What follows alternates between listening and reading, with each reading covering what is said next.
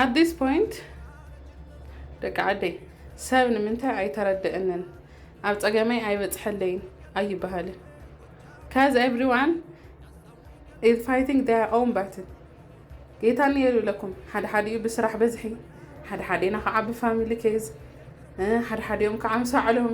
ግራ ተኣሱ በቃ ምስ ነፍሶም ተኣሱ ግራ ለኣተዮም ሰዓት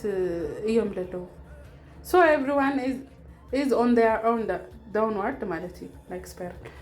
ቆፍጠን ንበል በቃ do your best for yourself ደቂ ዓደይ ነው ዓለኩም ክትገብሩ ወለለኩም ነው ዓለኩም ገብሩ የሉ ለኩም ከማንም ምንም ነገር አይተጸበዩ ምንም ኤክስፔክት ይትገሩ ሓደ ንሕና ዝጎደልና ከነገረኩም ደቂ ዓደይ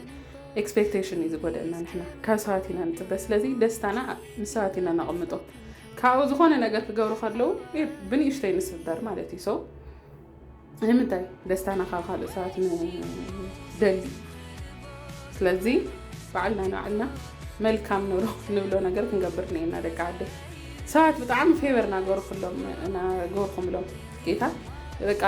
ለولكم كله ሽናውልኩም ሲ ብዙሕ ፌቨር ቀናት ሓበርኩም እስኹም ኣብተድሊ ደድሊኩም ሰዓት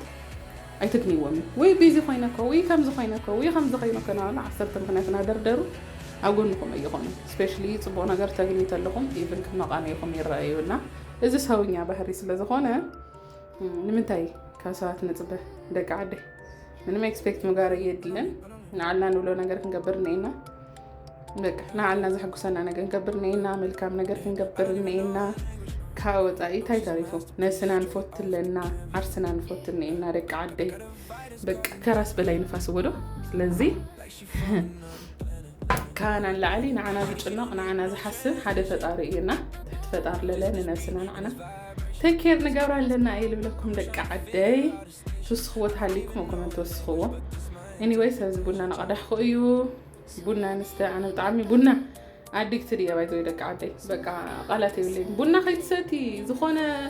ቡና ምስታይ እኮ ሓጢያት እዩ ምናምን ዝብል ሰብ ማለት እዩ ብጣዕሚ ደስ በሃልኒ እና ደግሞ ማለት እዩ